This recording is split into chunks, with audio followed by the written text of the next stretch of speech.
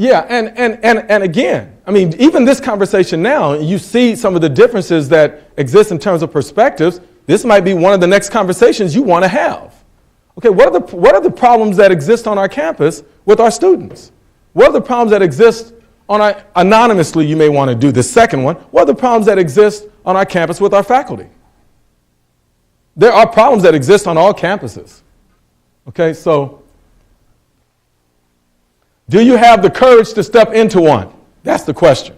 Okay, we talked about the Socratic approach, but here there's a lot of reasons why people have the courage or they don't have the courage. I have the courage for one reason more than others. Okay, I did something with my daughter. I have a son and a daughter. My daughter is now 17. She's going through that stage too. Oh my God, I don't know what to do. Anyway,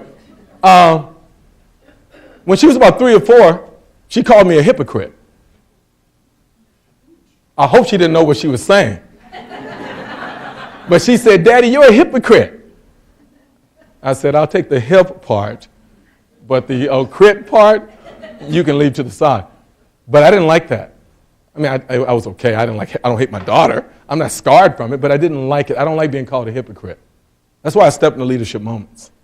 Because I fully understand how many times somebody has stepped into one for me. And I got to pay it forward.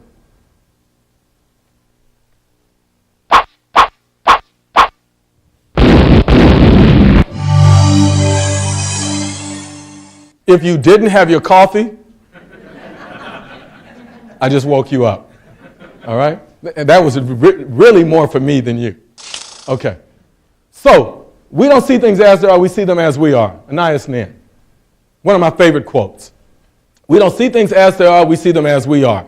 You know, it's so obvious a quote, but yet we don't really think about the fact that the lens we have on the world is our lens. And what's your name? Joe. 2 Taras, 2 Jodys. This is like, are there twins all throughout the room? Where's the other Bill? All right. Jody, we don't see things as they are, we see them as we are. Okay? Unless I take the time to get to know you, and you take the time to get to know me, we're just guessing at the plot of each other's lives. I have no idea what is happening with you, and you don't have any idea what's happening with me, and that's just real. But for some reason, we have a tendency to think that the world is situated completely through our lens. And we don't think this consciously, we think this subconsciously. We don't see things as they are, we see them as we are. Okay? One of my favorite quotes. I try to challenge people to understand that and to take the effort to see beyond that. When I was 17, growing up in South Central Los Angeles, okay, 101st and Figueroa for any of you who actually know the hood. Okay, my father was murdered when I was 15 years old. My favorite cousin was executed by her boyfriend going into her closet at 17 to get her coat. They had broken up 2 days before, and he was waiting in her closet, took her out. Okay, and I can tell you, I could literally spend a half an hour telling you stories about my childhood and the death I saw. I knew that there was a bigger world out there. And the reason why I knew there was a bigger world out there for me was because of books. My mom was really smart when it came to that. Oh, and my mom at 22 had 4 kids, and my dad was in prison. Before he was murdered, okay?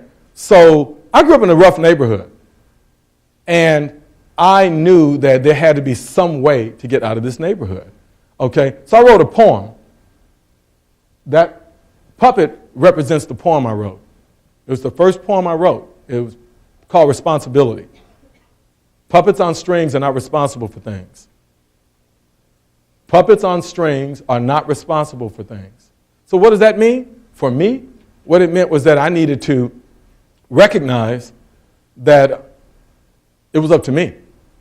I had to take initiative and change some things if I wanted to transcend the hood, transcend my reality. Puppets on strings are not responsible for things. I recognized then that I had been socialized in certain ways.